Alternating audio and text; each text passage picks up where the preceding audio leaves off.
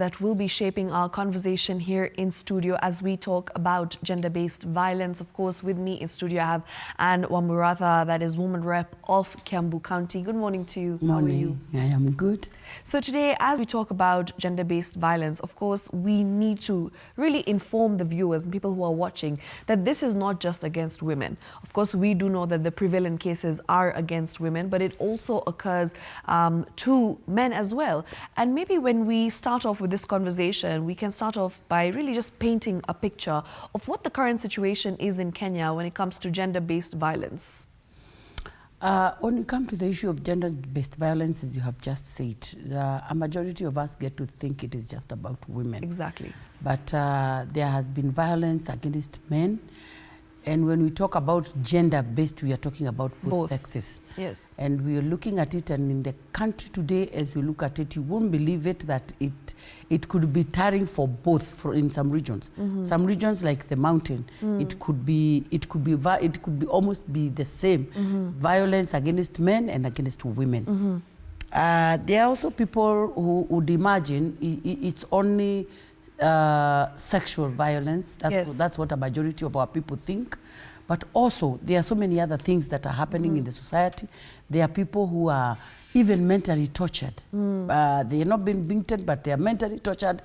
And all these can be put together into that violence. Right. So when we talk about gender-based violence, let's not try to think it's only violence against women. Absolutely. But it is against either, both sexes. It can be either man or women. It's only that it is very prevalent to the women. And because also of the sexual assault, and also because when a man hits a woman, it becomes, the man being the masculine that he is, then it becomes very bad, and it is portrayed very badly in the society. But it is happening to both.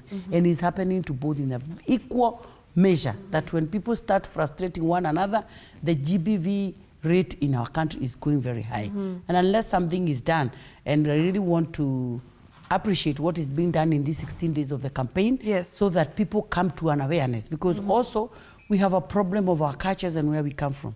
People whose rights are violated, but because of the culture that they come from, the norms in the society, the beliefs in their culture, they have made them slaves of whatever is happening. So these 16 days of awareness, we want to believe are going to be a time where people will get to be alerted on that some things do not have to happen to you. It's only that your culture has made you believe that it's normal. They've normalized it. It is normal for a woman to be beaten. It is normal for a man to beat you just because you have placed the cup wrongly. Yes. You've placed the handle on that side. It is enough for a man to beat you for not putting the cup properly. There are people who believe it is supposed to be that way. So creating awareness and letting our people know that you have a right to your freedom and a right to be yourself, not anybody harming and hurting you. It's very important. Creating this is very important in our society. Right. Thank you so much for that. Now, as a woman in leadership, how do you think GBV is